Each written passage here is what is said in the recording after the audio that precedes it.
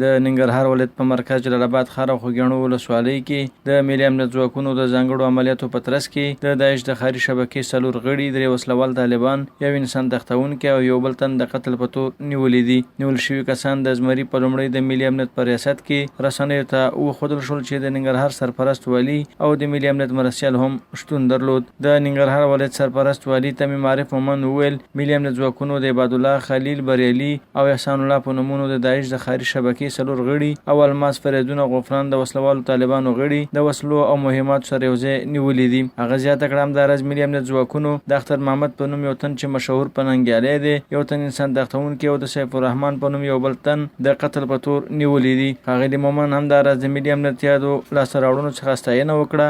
په جلال آباد ښار او خوږیاڼو ولسوالۍ په مختلفو حدوداتو کې د ملي امنیت ځانګړو ځواکونو د ځانګړو عملیاتو په ترڅ کې 9 تنه وسلوال مخالفین چې پکې داعش او طالب وسلوال شامل دي نیول شوي دي. په دغه 9 تنه وسلوالو کې 4 تنه هغه داعش وسلوال ښاري شبکه ده چې د جلال آباد ښار کې خپل فعالیت کولو، دوی د خپلو وسلو او مخابرو سره نیول شوي. پرته له شکه لکه څنګه چې ما اشاره وکړله چې ښاري شبکه د ښاري شبکې عمده فعالیتونه همدا وي چې داخل د ښار کې یو هرج و مرج ترسره کړي او داسې یو پیښې یا واقع ته زمینه سازي وکړي تر څو ښار امنیتي وضعیت ته تشویش ورشي. نو دغه شبکې نیول د ښار د ښه ډاډمن امنیت لپاره یو مهمه لاسته راوړنه. د عباد الله په نوم د داعش د ښاري شبکې غړی د الماس او فریدون په نوم د وسلوالو طالبانو غړو په خپلو ترهګریزو کړنو اعتراف کړی. نوم فریدون د پلار متیق الله د کاږي ولسوالۍ اوسېدونکی چې مستري و. ما د کاږي په ولسوالۍ کې د جذابیت په سرای کې مې کار کوه. پرې وغږولم چې نوم یې شفر جذباتي و، د حکمت عدل د دلګي په ګروپ کې و. نو ماشین یې چې دی نو راته به یو نیم وخت کې خو موټر کې به سامان پروت و، موټر نه به سامان مې لاندې ورکوه، ساپاس ورکړه. نو رابطې مې ورسره جوړې شوې، انډیوالي مې ورسره، نو یو کال یو نیم مې ورسره تېر کړ. الماس چې ما سره نیول شوی دا هم د جذباتي په ګروپ کې و.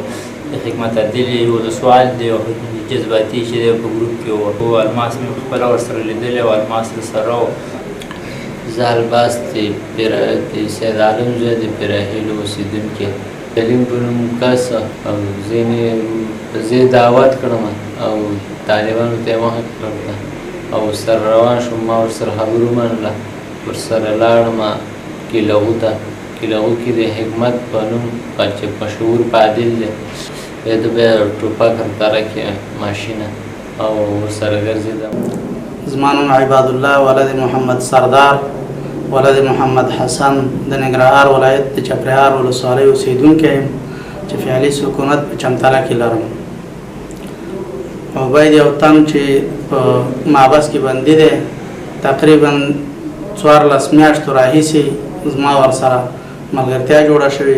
راغی چې ټلیفون راغی زنګ مې چې جیب که بس وایي عبید ما د زندان نه.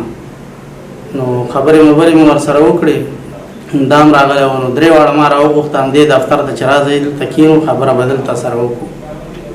نو هغه چې 3 واړه راغله په دې کې امنیتي ځواکونه راننوتل او زه یې ونیولم او بس سره د دې 3 نفرو بس راوړو دلته امنیتي ملي ته. نو چې دلته یې راوړو ما سره تومانچې راوړې. بس ما ته یې ویل چې دا چا درته رالېږلي دي؟ ما دا عبید چې عبید د داعش په تور باندې نیول شوی. په وروستیو کې د ملي امنیت ځواکونه ګڼ شمېر لاسته راوړنې لري.